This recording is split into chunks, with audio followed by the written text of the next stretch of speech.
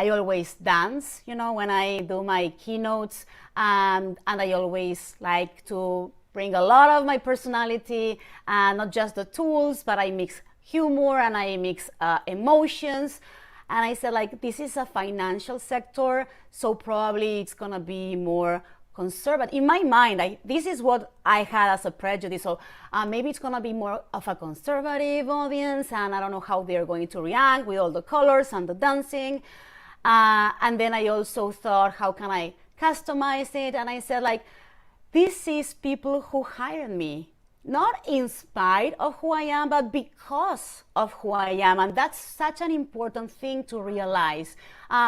Whoever is already interested in you is not in spite of who you are or your message, it's because of who you are and your message.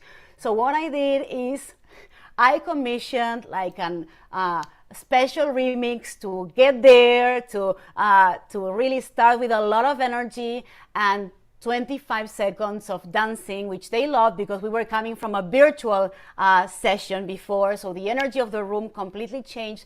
I kept my colors, was dressed in red and pink at the same time, and kept 100% of my personality and what I thought was the core of my message and my style.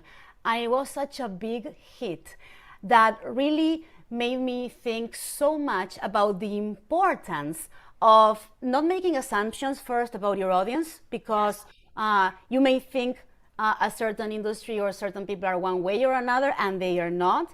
And the second one is, like, if you are trying to change who you are to please each audience, which is something different than customizing, not customizing, but changing the core of who you are for each audience. It's like going to a restaurant where they have a specialty, and let's say the specialty is cheesecake, and then people are going to that restaurant because they love the cheesecake and they heard the cheesecake was wonderful, and you are serving something else, and you are serving I don't know, sandwich. And so, like, I came here for the cheesecake, but why are you bringing me a sandwich? It's crazy.